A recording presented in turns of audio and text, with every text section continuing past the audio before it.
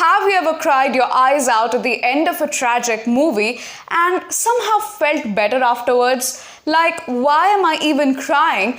And why do I feel weirdly healed? Whether it's The Fault in Our Stars or Dead Poet Society or any such kind of tragic movie, something about a well-told tragedy doesn't just break us, it cleanses us. Turns out, this emotional cleansing is not you being dramatic. It's you finally choosing to let go of all the pent-up pain, unhealed trauma and sorrow. And yes, good art helps you do that. Hello everyone, welcome back to my channel. My name is Riya Gandhi, and in today's video, we will be discussing about some of the most important notions of tragedy that were introduced to us way back in 335 BCE by none other than Aristotle.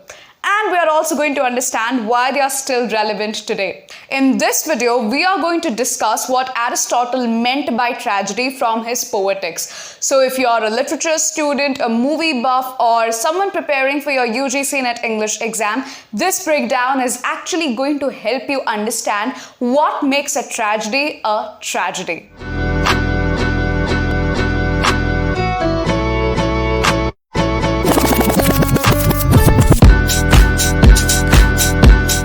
So first things first, who was Aristotle?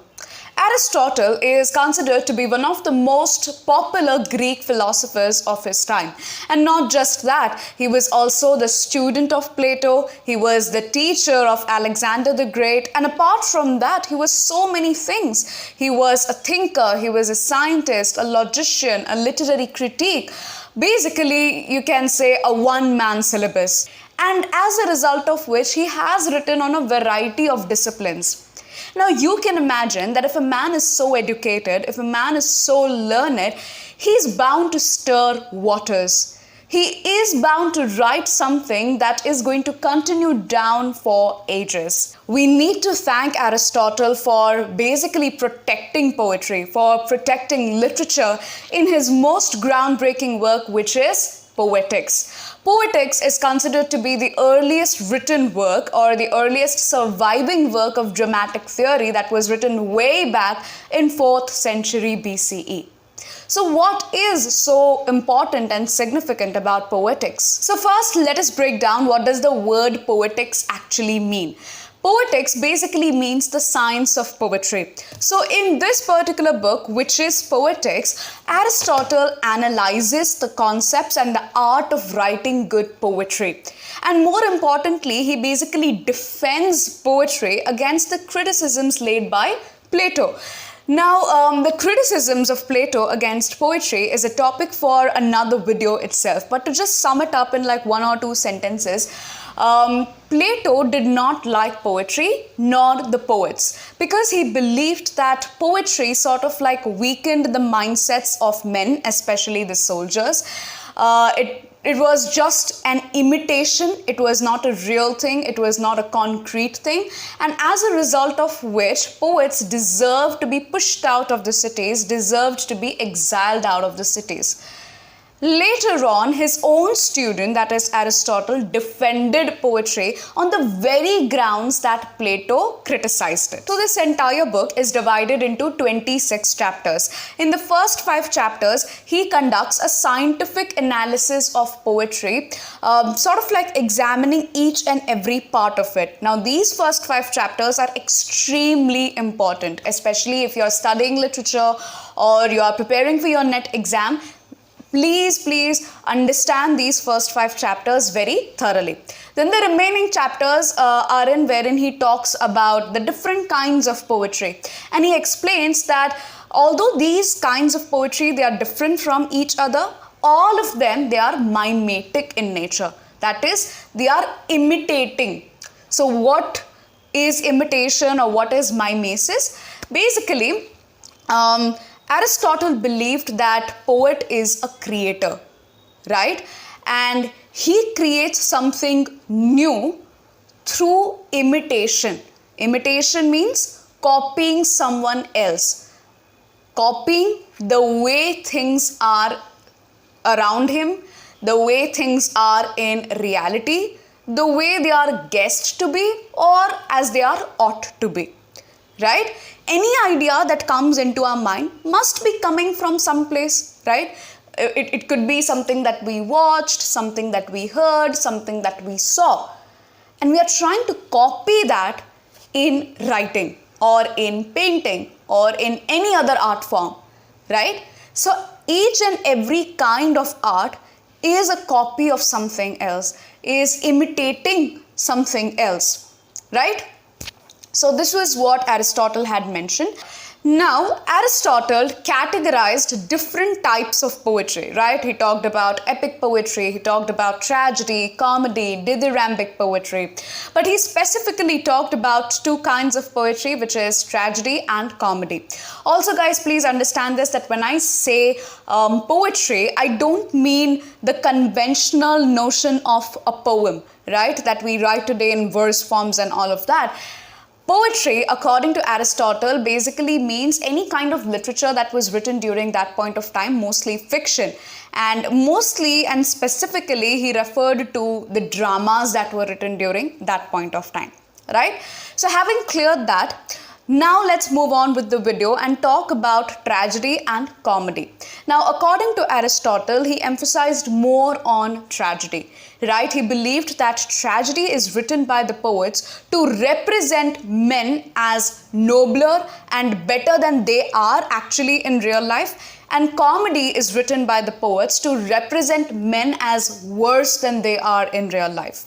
Now, according to Aristotle, tragedy is considered to be the most refined versions of poetry because it sort of talks about lofty matters, right? It talks about noble people, it talks about kings and queens, right? So, this is the definition of tragedy as given by Aristotle.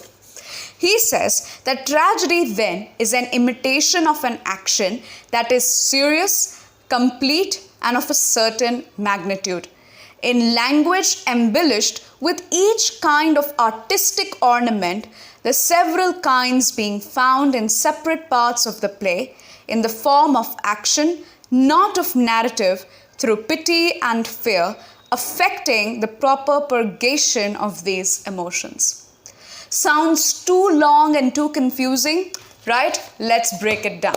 Now, based on the definition given by Aristotle, there are 6 to 7 characteristic features for a tragedy. First, it has to be mimetic. We discussed mimesis, right? We discussed imitation, that it should sort of relate to the audience members because it is based on some event, some situation that people may have gone through in their lives, right? Second, it has to be serious, because we are talking about a tragedy, right? Third, it should tell a full story of a particular length, right? It shouldn't be too long, it shouldn't be too short. It should have an appropriate length. Next, it should have some rhythm, it should have some harmony, right? That is why he mentions embellished language, embellished with each kind of artistic ornament, right? It needs to be performed rather than narrated. If it is narrated, then perhaps it's just epic poetry. But if it is performed on stage, where there are actors who are rehearsing their lines or their dialogues, and they are performing those actions, they are imitating, right? When that happens, then it is called as a tragedy. And finally, and the most important part of a tragedy is that it should specifically arouse 2 kinds of emotions. What are those emotions? Pity and fear. If these 2 emotions are there together, then there will be a catharsis. What is a catharsis? A final release. I think you must have observed whenever you watch a tragic movie, be it The Fault in Our Stars or any other tragic movie, although the subject matter is very sad, right? But you go through this roller coaster of emotions with highs and lows and highs and lows, and towards the end you feel lighter. I know it's strange and it feels strange, but you know that you feel lighter. And when you do that, that is called as a cathartic release. You have finally let go of the heavy emotions. Now, owing to all of these features, Aristotle believed that tragedy was much closer to life than history, for that matter, right? History is just representing facts, but tragedy is living those facts, is representing those facts and showcasing the human side of those facts, right? Tragedy is more universal. It deals with the universal, while history, according to Aristotle, deals with the specific events and the specific points in life. Right. Having said that, then later on he conducts this scientific analysis of tragedy, right? And he takes the example of Sophocles' Oedipus Rex. And based on the study of Oedipus Rex, he outlines certain components, 6 major components of tragedy. What are those? Plot, character, thought, diction, song, and spectacle. So the first component in a tragedy is plot. Plot, according to Aristotle, is like the soul of a tragedy. It is the most important component, even more important than a character. But a good plot depends on a variety of factors. What are those? The first is completeness of a plot. The plot should be complete in its structure, in its organization, with a beginning, middle, and end. Right? It should follow the unity of action. What is the unity of action? Unity of action is wherein the story revolves around one main event, right? For example, in Sophocles' Oedipus Rex, we are talking about this character Oedipus Rex and how he and his journey of realizing his fortune, or should I say misfortune, right? And since we started talking about unity of action, could you recall what were the other 2 unities? The unity of time and place. Right? Unity of time basically refers to the entire event being done or being constituted within 24 hours. Unity of place is wherein all the events are happening in one particular place. Then moving on to the second most important factor for a good plot, which is magnitude of the plot. Magnitude of the plot basically refers to the length of the play. As we discussed earlier in the definition, the play should have an appropriate length, an appropriate duration, with appropriate number of incidents included in the plot, which is only going to enhance its artistic value. Right? At the same time, we also need to remember whether the plot is universal.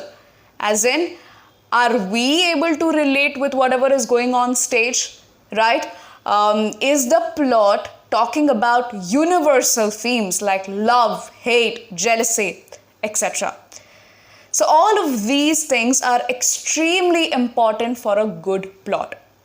Second to plot in its importance comes character, right? According to Aristotle, character is also extremely important, but not as important as plot. In Poetics, Aristotle is basically talking about the characteristics and features of a tragic hero, of a tragic character. Like plot, you also need to check certain boxes to create a good tragic hero so that you can finally fulfill the end of a good tragedy, fulfill the purpose of a good tragedy, which is to basically cleanse you, to make you feel lighter at the end of any movie, right? So what are those qualities of a good tragic hero? So according to Aristotle, a tragic hero should be renowned, should be popular, should be prosperous, should be rich, right? People should look up to that character, right? At the same time, he also mentioned that a tragic hero should not be completely evil, nor should he be completely good, because both of these extremes have the potential to sort of create flat characters, right? To sort of create symbols. But we in real life as humans, we are not flat characters, we are not symbols, right? We are very complex, we evolve over time, we make mistakes and we learn from them. And tragedy, as we mentioned earlier in the definition, is the imitation of those real life events. Similarly, a tragic hero should be a mixture of these two, right? In the sense that he should not be purely evil, nor should he be purely good. He should be a good person, but who is also very human. And as a human, he is bound to fall. He is bound to make mistakes, and those mistakes will lead to his downfall. His downfall is not a result of any external events or any external situation. His downfall is because of his own flaw, a flaw in his character, right? This is what Aristotle has called as hamartia. Hamartia basically translates to an error in judgment, right? Or like called as the fatal flaw, in which everything is going good for this tragic character, but because of this one flaw in his character, everything just changes. Take Hamlet, for example. Hamlet's fatal flaw was his indecisiveness, right? Because of his indecisiveness, almost everybody got killed towards the end. Talk about Othello. Othello's fatal flaw was his jealousy, was his lack of trust. Because of that one fatal flaw, Desdemona died, right? Everybody's fortunes were ruined towards the end, right? So this is one of the most important things when it comes to a good tragedy. And as and when the story advances, you realize that this tragic flaw, this fatal flaw, changed the course of the entire story, right? Changed the course of the hero's life from fortunes to misfortunes. And that sudden incident where there is an entire reversal of fortune, where there is a 360-degree turn in the story, that moment is called as Peripeteia. Peripeteia again translates to the reversal of fortune, wherein the character just goes from a very prosperous position to a very pitiful position.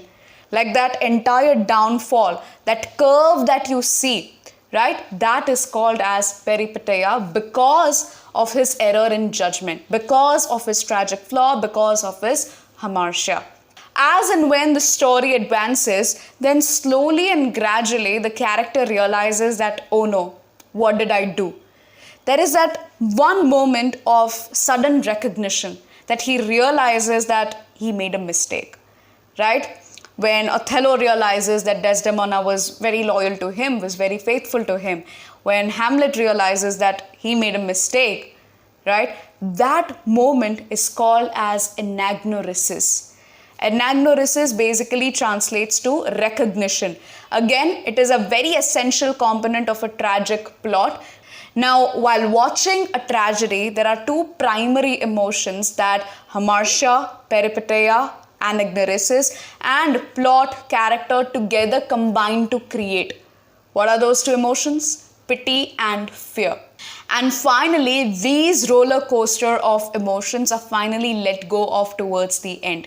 There is a resolution, right, where all these emotions are released. Either everybody dies, or people meet again, or they are separated, or something or the other happens. And this final release of all emotions is called as catharsis. So catharsis, according to Aristotle, is the purgation, is the release of those feelings of pity and fear. These are the most important elements that constitute a good tragedy. Then, of course, apart from plot, character, and the other components that we discussed, you have thought. Thought basically refers to the ideas, arguments, or messages that the characters express, right? Because whatever is coming out of them in terms of the dialogues, in terms of their actions, is coming from this mental space, right? It's springing from certain thoughts, right? Then next, of course, you have diction. Diction basically refers to the actual language that is used. It sort of encapsulates the tone, the metaphors, the rhythm, and the poetic quality of the dialogues.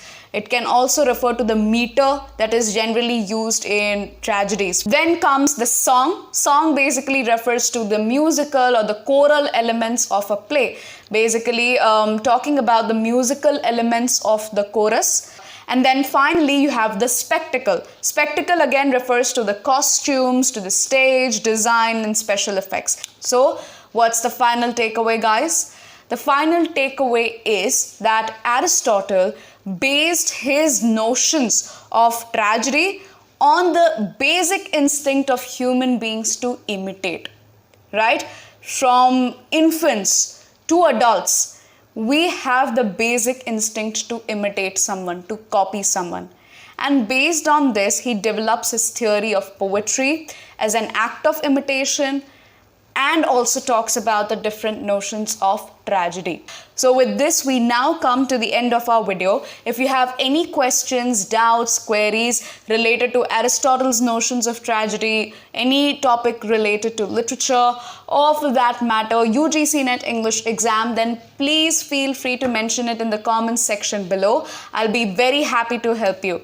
That's it for today's video, folks. If you found this video on Aristotle's notions of tragedy from his Poetics informative and helpful, please like, share and subscribe to my channel for more such insights on literature, culture and UGC NET English Exam. Thank you so much for watching till the end. I'll see you in the next one.